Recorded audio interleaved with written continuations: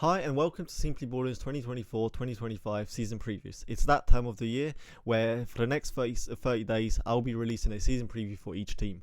In each preview there will be a quick season and off-season recap. Then following that we'll be looking at what's in store for each team. We'll be looking at some of the key questions that they have, some of the positives, some of the negatives. It will be digging deeper in some of those areas. And at the end there are some final thoughts with prediction of the standings, their floor, their ceiling, some of the playoff chances and some other fun predictions. So today we're going through the Oklahoma City Thunder, and what a season was this from the Thunder. A 17-win increase. They made a huge jump on both ends of the floor. Perkling the glass, they ranked 16th on both offense and defense last year, and that jumped to 3rd and 4th. They were one of 4 teams to be into the top 10 on both ends, and they were one of 2 teams to be to the top 4 on both ends. This was a dominant season for them, and they haven't even scratched the potential of the score, and not a single bit. They have still so much left to improve. They have so much when it comes to just their play development and the players they acquired that can make the whole season next year so much better. And it's the way they made those jumps as well. This wasn't just led by one single player making a jump. This wasn't just a one single thing that could make this thing look unsustainable or lucky. This was a collective effort from everyone and everything involved, from top end talent to the role players, everyone buying in, and the whole scheme just made this whole season both dominant. This was getting Shai Holmgren back and immediately making his impact felt on both ends of the floor. It was having the league's best shooting to give the best driving team more space. It was being a nasty active defense that forced a bunch of turnovers. It was Shai still playing like an MVP caliber player, and then a whole bunch of length, size, shooting, ball handling and defense from everyone else. They did have a rough patch in the playoffs where they didn't look as great offensively. They did have some questions. They struggled going to the rim. They were relying a lot on Shai just creating for himself. They didn't have another creator next to him. Some of the shooting issues came up with Dort, Shai, that where the defense was helping off them. Their lack of rebounding and a big presence in the paint that came up as an issue. But this was their first playoff appearance with this whole group. And in the playoffs, out of the 8 players with at least 15 minutes per game, the oldest one was Shai at 26 years old. So they were still a very young core led by a still very young player. So that means there are still different ways to improve. It can just be banking on improvement, on internal improvements from the young players. You can also take a more drastic approach by just getting more vets and having more win-now modes. And that's exactly what they did this year in the offseason, where they added both Isaiah Hartenstein and Alex Caruso. They added 2 vets that have experience in the playoffs, that have experience being impactful on both ends of the floor on good teams, and they still have all the young potential to bank on. They addressed what they needed to address with getting Isaiah Hartenstein. They addressed some of their strengths in getting Caruso by making them even more dominant.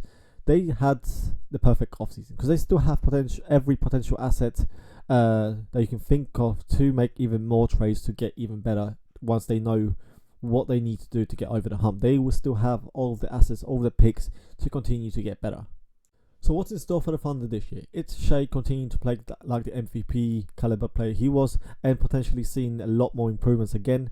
How much would the additions of Caruso and Hartenstein change things? Because Caruso has the ceiling raising up impact where he's adding things that this Thunder were already good at. He's adding things when it comes to his defense, some of the shooting, some of the leadership, the championship experience. He's adding on to that. But then you have a Hartenstein that is a big change for them. He's a big that they needed in the playoffs. He's a guy that can give them a lot more, something very different. Then it's looking at Shai at the 4. How would that look? Can he continue to improve? Can he continue to adapt his game to suit that position? Then it's looking at Hartenstein impact offensively. How do they address their issues and their flaws enough? What weakness could they have now with this current core? It's also looking at Jalen Williams' potential leap. Can he take some of the load off Shai as a scorer? We've seen him already take that jump. There's so much lineup flexibility that they have. There's so many different rotations that can play about with, so many different lineups to give them everything that they need. Then there's just all of the young blood that they have that can continue to get better. And then there's the question of should they just maximize this core right now by trading some of those players, going for now win now mode, especially with the contract situation. Some of the contracts that they have now will be at the cheapest right now before getting those extensions. Is this the time to just pull the trigger and go all in on this core right now?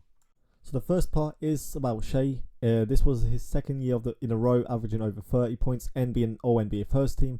He has established himself as one of the best players in the league. He was averaging 30 points last year, but this was a much better season from him. There were improvements that he was showing across the board. He was a big reason why they were so dominant offensively. Last year they had a 117 offense with him and 111 without him. This year that went to 123 and 113. So he raised a lot for them. This was also reflected in his impact metrics, where he jumped from plus 5.8 to plus 8.8 estimated plus minus. Last year he ranked 15th in offensive estimated plus minus. This year he was 6th. So he just took another leap. He just had another gear that he can go into, and he addressed some of his weaknesses as well. He even improved some of the things he was already good at. His rim field goal percentage went from 64% to 69. Short mid-range went from 46 to 52. Increases 3-point rate from 1.2 to 1.8. Assist percentage went from 26 to 30. Turnover decreased as well, went from 10% to 8. So he was getting more looks as a passer whilst not turning the ball over. His steal percentage went from 2.2 to 2.8. His field goal percentage from driving went from 52 to 57. Pick and roll efficiency went from 1.01 to 1.14. Pick and roll effective field goal went from 51% to 57%. His isolation went from 1.06 to 1.11. So he was just a much better scorer and much better passer. It was a big list of improvements that he made himself even more unstoppable. His rim finishing just made everything so absurd because he was already a foul merchant, getting so many easy points on the line, and now he's also made himself a very effective an elite rim finisher. On top of that, if you take away the rim, he has developed a really good counter, just being able to get to his spots in the short mid-range, in that around that painted area where he shoots 52%. So now there's nothing else that you could do, and that's what he showed in the playoffs, where they stopped him getting to the rim, but his work in isolation just showed where he can get whatever shot he wanted in that pull-up range, and he was just money from everywhere. But then what else can he improve now? Can he just carry on that kind of trajectory?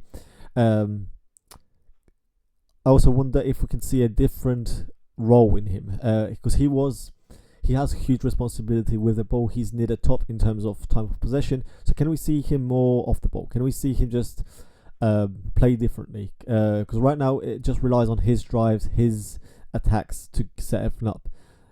But if he even is in that role, can we see him more as a passer? Because he already has the tools to be an effective scorer and get to any spot that he wants every single time. So should there be an adjustment to make more reads for others? Can there be more of an approach to just pass out of the drives? Because his pass out of drives percentage isn't quite high either. And it's always fun thinking about the elite players like Shai when they are still so young and still looking to still getting better. Because right now it's just about adjusting the game. It's just it's still learning as a player, still growing, still seeing how to adjust their games to be even more effective. So that's the fun question about the season right now. But who's going to be the guy next to him? This was one of the issues in the playoffs where they didn't have another reliable shot creator, and that's why his isolation just went up so much. He was tasked with a lot on his shoulders. Now the question is, who's going to be the guy next to him? And the best bet is, of course, Jalen Williams. He's already showing plenty of improvements already in his second year as a scorer. He upped his scoring from 16 points per 75 possession to 22. His effective field goal went from 57 to 59, but the biggest improvement has been his three-point shooting, where it went from below average at 35% to 43%. And what's also encouraging is how his assisted threes went from 90% to 75%. He made improvement as a shooter when it comes to just him creating for himself. And a lot of that has to do with that pull-up threat, whether it was inside or outside the arc. His pull-up too went from 41% on 1.5 twos, which was 14% of his field goals, to 53% on almost 4, which was 27% of his field goals. His put up 3 went from 33% on just 0.4 threes per game to 42% on over 1, and that was around 10% of his offense. That's a significant improvement, and those are kind of shot creation ability that they needed, and they'll continue to need next to Shai. The mid-range is now lethal for him, and that's also translated in his pick and roll, where his efficiency went from 0.92 to around average out 1.00. The only downside is that it did drop in the playoffs to 0.93, but that's again just growing pains as a young player. Right now, there is a skill. He has that skill to be that effective. It's just continue to grow, continue to develop counters, and just be that more consistent against better defenses. Because the Thunder did have him up his touches and more responsibilities. His touches per 36 minutes went from 55 to 66. He was second on the team in time of possession with 3.9. The question now is, will that continue to steadily improve? Will he continue be asked to do more? And can he do more? Can he be more effective on ball? I'm not sure what his potential is as a passer as well. But right now, their ceiling will also come down to, can someone help Shai as a scorer and a passer? Then there's Holmgren, who will be both important in terms of his development and how much flexibility he can give Hartenstein. He's already came in as one of the most impactful players in the league, and that was because of his rim protection. And that's one of the biggest reasons why the Thunder was so good defensively. The opponent shot 53% at the rim on over 8 shots against him, which is 11% worse than expected. It remained the same around 50% on almost 10 shots, and was almost 15% worse than expected in the playoffs. That's an already elite level of rim protection, and on the offensive side, that was just as important and impactful, because he casually shot 37% on 7 threes per 100 possession. He can turn himself into a legit 7-footer who's an elite rim protector. So he's an elite rim protector on top of it being an elite spacing big that can also give you closeouts. He can give you those drives. He averaged almost 8 drives per 36 minutes and he shot 58% on them. So that should open up a lot more if he can continue to be on that development. Because now that will be even more important with the new addition in Hartenstein. Right now, can he just add more threes to make it work with Hartenstein, and then you have the defensive side where you have 2 elite rim protectors. So a lot will just hinge on Chet continuing to just develop on both ends of the floor. Then we have all of the two additions in Hartenstein and Caruso. With Caruso, he doesn't address a particular need or helps the weaknesses. He just makes them better in everything that they do well already. And it starts with the defense. He's been in the 99th percentile in defensive estimated plus minus in 3 of the last 4 seasons. He's had a 2.6 steal rate, which was in 94th percentile or higher in his last 5 seasons. And what the Thunder did well was be very disruptive and turn the ball over. They were first in opponent turnover with 15.7, and the Bulls with Caruso were 15.6, 17.1, and 15.7. So Caruso already had that kind of impact in Chicago, being disruptive, and that was gonna continue with the Thunder. Like, the Bulls depended a lot on Caruso. He's not just a guy that doesn't have a big impact as a guard defensively. In 2024, the Bulls defense was 114.1 with him. It dropped to 119.7 without him. In 2023, it was 109.2. It dropped to 115.2 without him. In 2022, it was 108.1. That dropped to 116.7. So that's going to help them a lot defensively. But I do have some questions about the offense, particularly with the spacing issues that they also experienced in their playoffs. He's a career 38% from 3, but it's on just under 3 attempts. He did have his most effective and efficient season shooting 41% and also doubled his 3-point volume, and yet all of the impact metrics still seen him as a negative. So there are concerns there. I wouldn't be surprised if the defense still helped off of him to make him pay, because his spot up efficiency numbers are also kind of underwhelming. 52nd percentile this year, 53rd last year, then it was 33rd, 73rd in 2022, 2021 I mean, then 39th in 2020, and even 25th percentile in a bubble. So I wonder if this is going to be a Josh Giddey situation where they'll have to make compromises on that end for his defense. But again, he is a big improvement from Giddey because of what he does defensively, and it's still a better shooter than what Giddey was showing. But then he still just raises their ceiling a lot more. Then we have Hartenstein, who's a different case. He changed a lot for the Thunder, and he addresses the weaknesses and the holes that they had. He's a big presence in the paint that they didn't have in the playoffs. There's a difference between having a player who's a near 7-footer versus who's a guy that's 6'6". They didn't have that kind of guy there. They didn't have that presence that could just finish off dump-offs and do simple big stuff.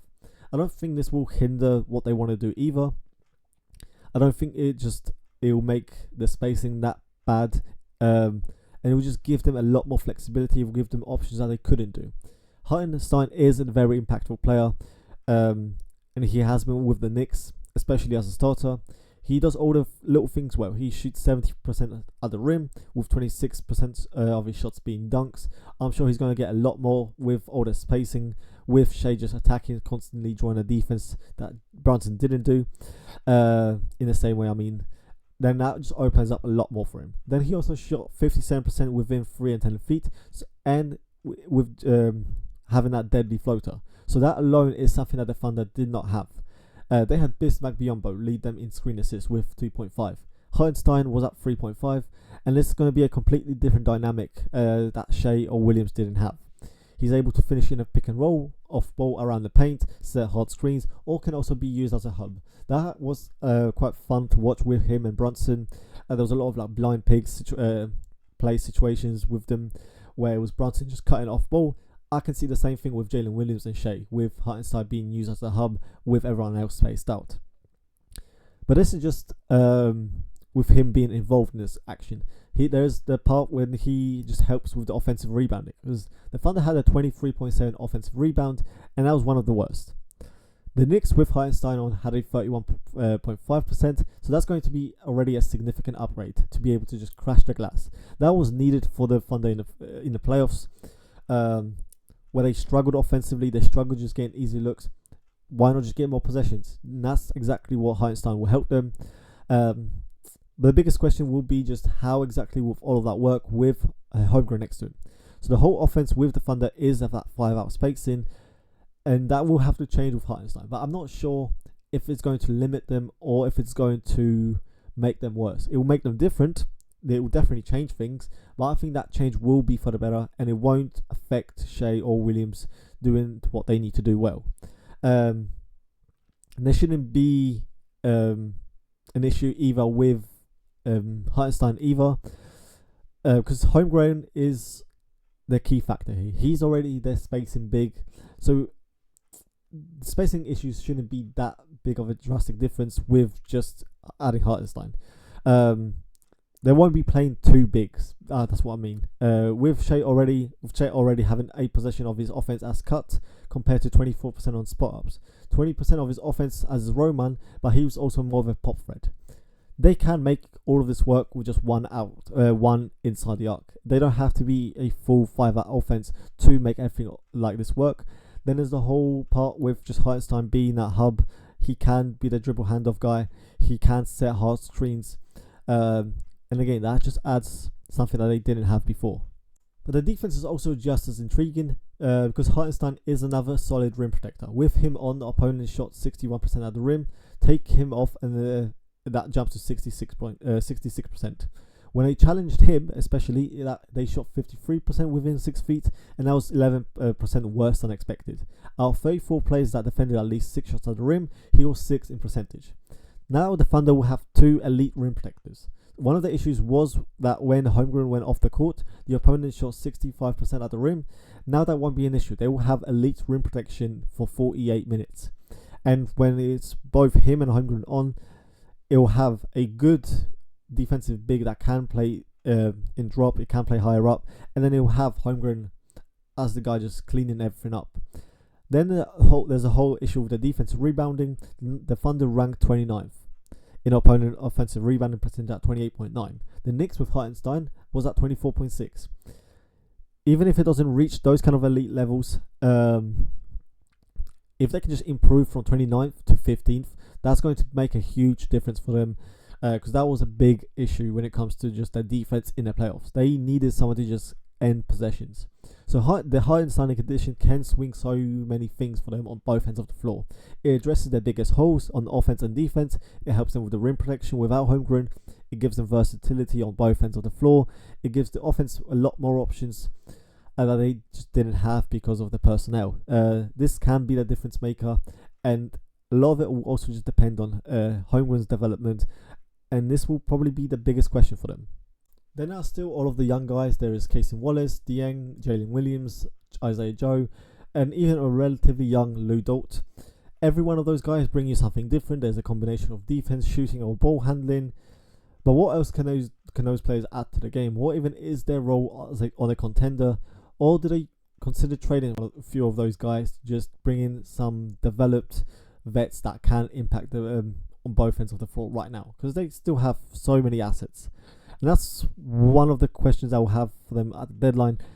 Depending on how the season will go, I do wonder if they finally make that push. If they finally just go from being a young core to just being a win now contender. Because I don't think you can play the two timelines, especially when it comes to just role players. If they can reshuffle those role players for legit guys that have experience that can bring you something more, it could help them a lot more. So some predictions, I see them as a 55 to 63 win team. Their floor is around the 3rd seed and their ceiling is best in the league. They already took a leap last year and they would have been in contention again if they just didn't make those moves.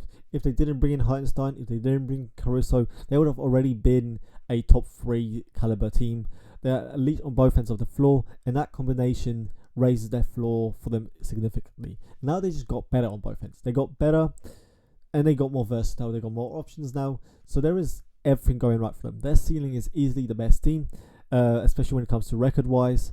And right now they are clear, legit contenders with as good of a chance as anyone else. Right now I would have them be the team that makes the conference finals and have a good chance to make the finals. I don't see anything that they don't have that can't be addressed with smart coaching, a better system, or players making reasonable improvements. Their ceiling isn't dependent on acquiring another All-Star. It's not dependent either on Williams or Holmgren to develop into All-Stars either. They can compete with Shai as the clear all NBA talent. They don't even have to have him develop into a top 3 player. They can contend just as they are right now because of the addition of Hartenstein and Caruso. That helps them on both ends of the floor where they were already elite on both ends. So overall, this should be the team right now to watch out for, especially if they continue to show what they showed. And this team is the biggest threat, I think, to the Boston Celtics. And this can become scary if there is a player that breaks out. If we do see Holmgren take a big step or Williams take a step, if one of those two guys become All-Stars, it could be one of the best teams that we've seen in a while.